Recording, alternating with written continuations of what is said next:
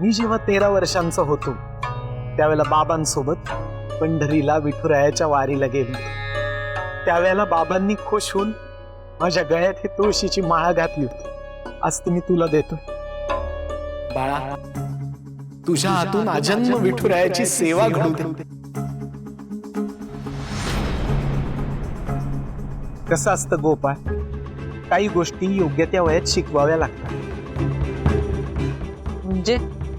म्हणजे चल विठुरायाच्या मंदिरात, तुला जाता जाता सांगतो. चल.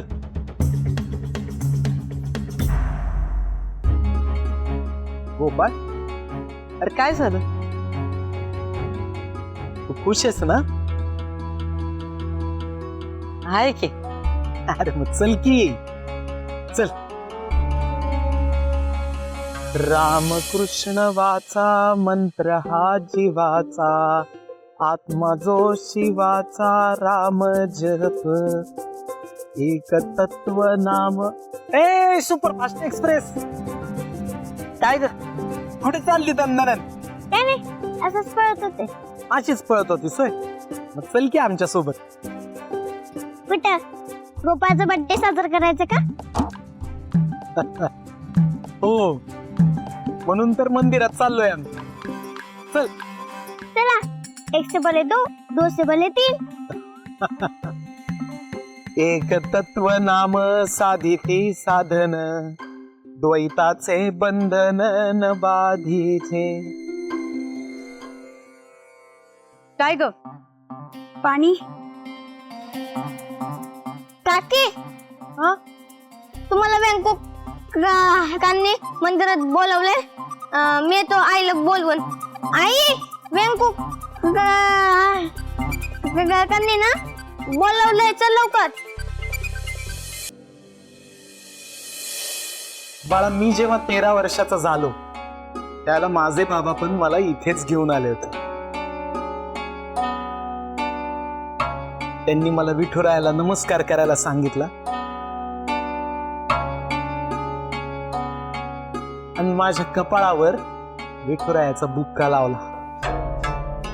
आणि त्या दिवसापासून माझी शिकवणी सुरू झाली. अहो बाबा, माझा मी अभ्यास करतोच की. आता मला कोणाचं काय शिकवायची गरज आहे? गणित, विज्ञान, अहो पैकीच्या पैकी मार्क आहेत मला.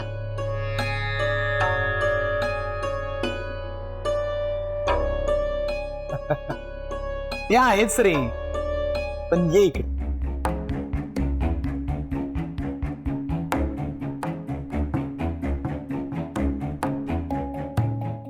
गोपाळ, तू म्हणतोयस ती शाळेची शिकवणी झाली, पण ही आपल्या घराण्याची परंपरागत कीर्तनकार होण्याची शिकवणी.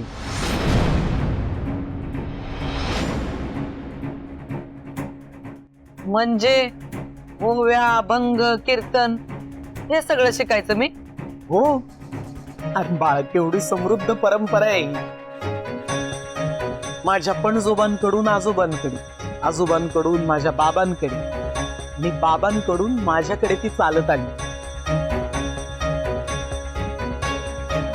आता माझ्याकडून ती तुझ्याकडे येणार.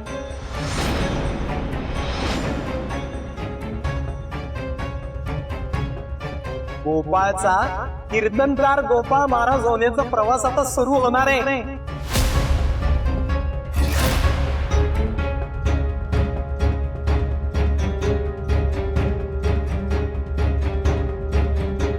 कुंडलिक वरदा हरी विठ्ठल, देव तुकाराम. पंढरीनाथ महाराज की जय. माऊली ज्ञानेश्वर महाराज की जय. जगद्गुरु तुकाराम महाराज की जय. वैकुंठवासी दिग्रस्कर महाराज की जय. सब संतन की जय.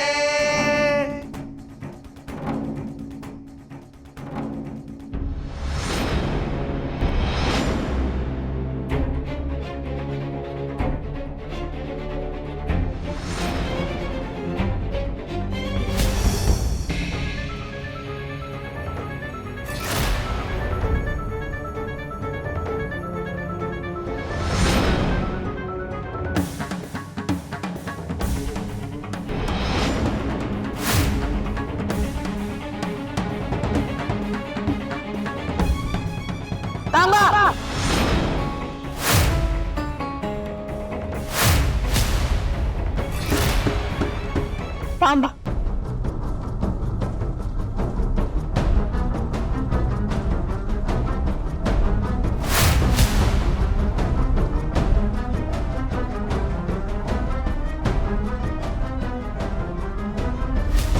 व्यंकू भाऊजी, गादीवर तुमच्या पोराचा अधिकार आणि हे तुम्हीच ठरवलं. हे तुम्ही एकट्यानं कसं काय ठरवू शकता? ही तर हुकुमशाही झाली. आ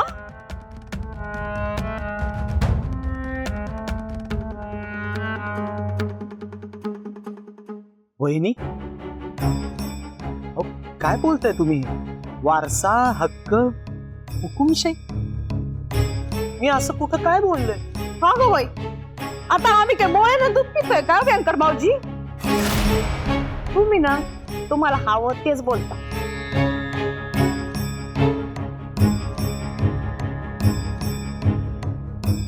मग कुठं काय असं नाही तसं नाही असं करत मनाचंच करता. अहो मोठे बाई, तुम्ही उगाच कशाला आता तू नको बोलूस का?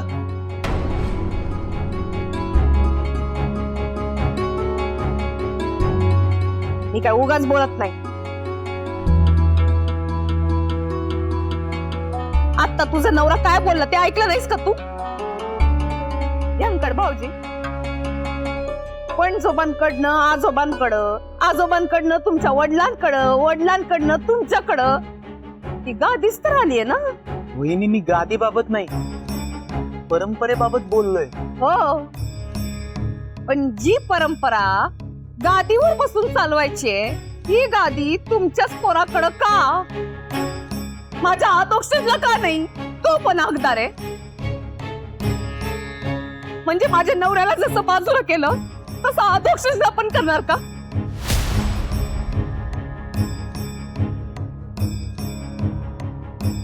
मी तसं होऊ देणार नाही. मुळात मी असं काही करणारच नाहीये वहिनी. अधोक्षज आणि गोपाळ यामध्ये मी कधीच फरक केला नाही आणि इथून पुढे पण करणार नाही.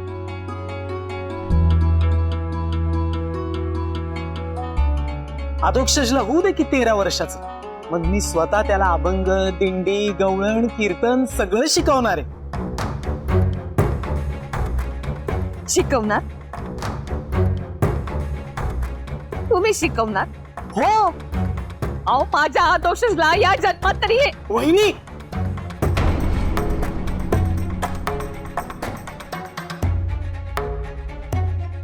आदोष तिकडे बाळा तू आत घरात जा. आम्ही येतो. आम्ही मोठे लोक बोलतोय ना, तू घरात थांब. जा लवकर घरी जा.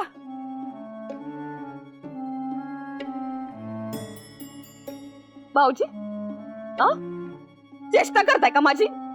यार पांघरून पेडगावला जाताय? तुम्ही शिकवणार माझ्या पोराला दिंडी, अभंग, ओव्या? तुम्ही शिकवणार? हो, सगळं शिकवणार मी अधोक्षजला. अहो हुशार आहे तो, का नाही शिकणार? अहो त्याच्यासारखा मृदुंगावर हात तर अख्ख्या तालुक्यात कुणाचा नाही. आता बघितलं ना कसं वाजवत होता. अहो पण ज्या पोराला एका दमात स्वतःच नाव घेता येत नाही त्या पोराला तुम्ही कीर्तनकार करणार तुमच्यासारखा? काय बोलताय वहिनी? पण माझ्या पोरात काही मर्यादा आहेत याच तरी भान आहे ना तुम्हाला? कुठल्याही मर्यादा नाहीयेत त्याला, कुठल्याही नाहीयेत. अहो वहिनी, तुम्ही तरी त्याच्याबद्दल असं बोलू नका. तुम्ही त्याचं खच्चीकरण करू नका. बरं चेष्टा करताय? अहो नाही करते मी चेष्टा. वहिनी, मी अधोक्षजची चेष्टा करेन? आणि आपण त्याच्या घरातले होत ना, आपणच असं बोललो तर मग बाहेरची लोक काय बसलेलीच आहेत. हे तुम्ही मला नाही सांगायचं. माझ्या पोराशी मी काय आणि कसं बोलायचं हे तुम्ही मला नाही सांगायचं, ते मी ठरवीन. तर काय बोलू वहिनी मी? हो पण आशानं त्याचं बोलणं, अहो अधोक्षज आत्ता असं बोलतोय, म्हणून तो काय कायमस्वरूपी असंच बोलणार आहे का? नाही, असं नाही राहणार वहिनी. अहो प्रयत्न वाळूचे कण रगडितात. वाळूच निघते, तेल निघत नाही.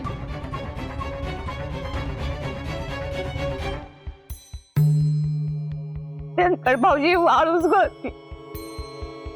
जो पोरगा वयाच्या 10व्या वर्षापर्यंत नीट बोलत नाही, तो पोरगा काय 13व्या वर्षी धाडधाड धाडधाड बोलायला लागणार आहे का? वहिनी आहो, असं काही नाहीये. जग खूप पुढे गेलंय. आपल्या आधूच्या या दुखण्यावर हजारो इलाज आहेत. अहो आपण जाऊ ना डॉक्टरांकडे, काहीतरी उपचार असेल, मार्ग निघेल.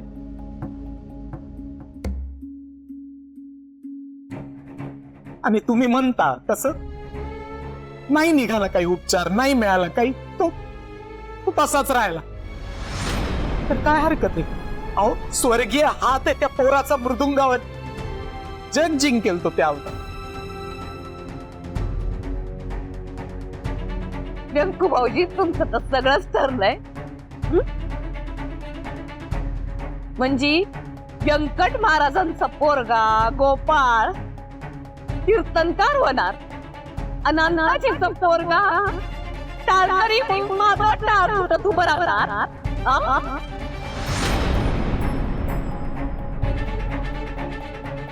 वा, पण मी हे होऊ देणार नाही. वहिनी आहो, अहो थांबा तुम्ही दोघं जण. पण तुमच्या पोरांनी काय करायचंय सगळं तुम्हीच ठरवणार आहात का? हो मग आमच्या मर्जीचं काय? नाही शिकायचंय मला कीर्तन, अभंग, ओव्या. अहो रस नाहीये मला त्याच्यात.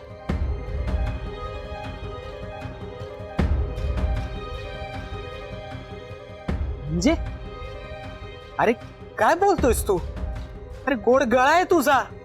बाबा मला तुमचं गाणं गायचंच नाहीये. नाही गायचंय तुमचं गाणं. बाळा गाणं नाहीये हे. कीर्तन म्हणजे विठुरायाला घातलेली साध असते बाळा. मी कीर्तनकार होणार हे तुम्हीच ठरवलं ना.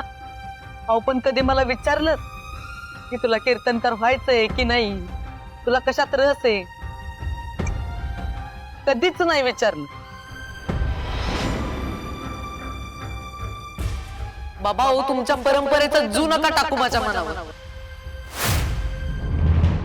सगळं सगळं तुम्ही ठरवलं. अहो माझी आई गेली तेव्हा पण तुम्हीच ठरवलं की मला नवी आई हवी आहे म्हणून. अहो नको होती मला नवी आई.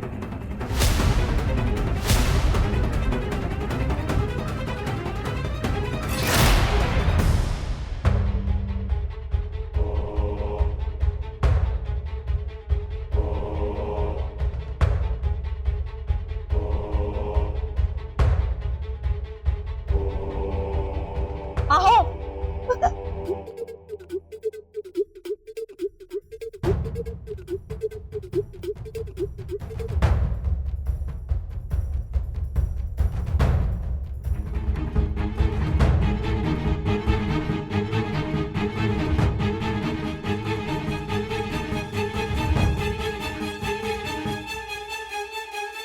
गोपाळ, गोपाळ थांब की. गोपाळ, गोपाळ, गोपाळ, गोपाळ थांब की. गोपाळ,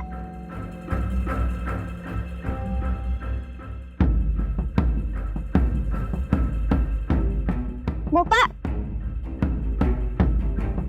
गोपाळ, गोपाळ, गोपाळ,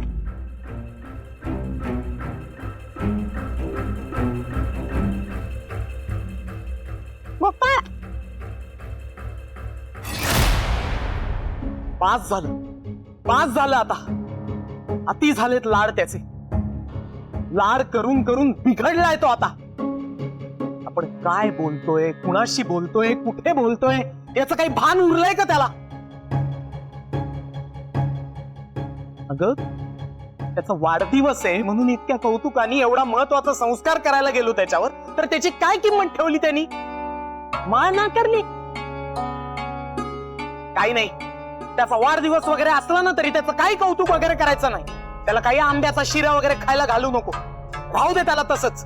पण असं असू दे, त्याचा वाढदिवस असला ना तरी त्याला उपाशीच राहू देत. उपाशी राहिला म्हणजे बरोबर वठणीवर येईल. काय बोलताय हे? लहान मुलांना शिक्षा करण्याच्या विरोधात आहात ना तुम्ही? तुम्ही कसे वडील आहात आहो? वडील आहे म्हणूनच शिक्षा करणार आहे मी त्याला. त्याच्याशी असं वागताना मला काय बरं वाटत असेल का ग?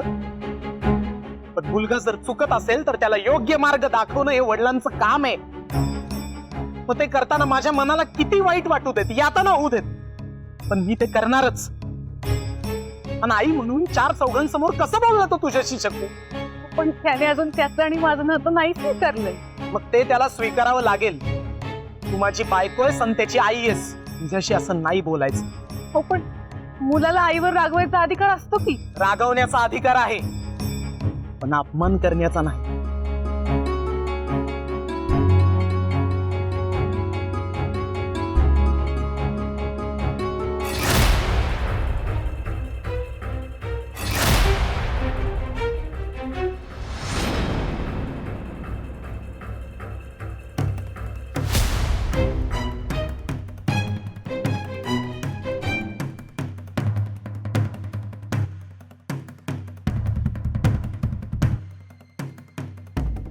कुपारे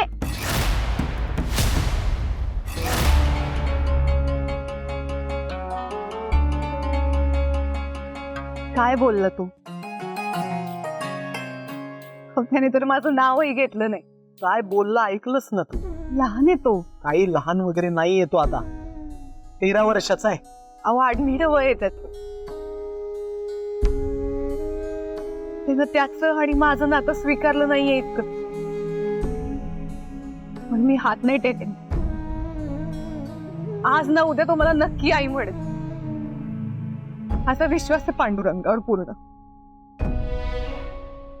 या जगात माझा एकच मुलगा आहे, तो म्हणजे गोपाळ. तुम्हाला खरं सांगू का, आपलंही थोडं चुकलंच की. आपण त्याच्याशी बोलायला हवं होतं आधी. अरे काय बोलतेस तू? आता माझ्या वडिलांनी माझ्या गळ्यात माळ घातली, त्यावेळेला काय परवानगी विचारली होती माझी? पण तो काळ वेगळा होता की, हा वेगळा काळ आहे. अहो, तुम्ही काळजी करू नका. शेवटी वळचणीचं पाणी वळचणीलाच जाते. मग तुमचा मुलगा आहे तो, असं कसं वेगळ्या मार्गाला लागेल तो? पुरा धीर धरा. जबरदस्ती केली तर अवघड होईल. जरा धीर धरा.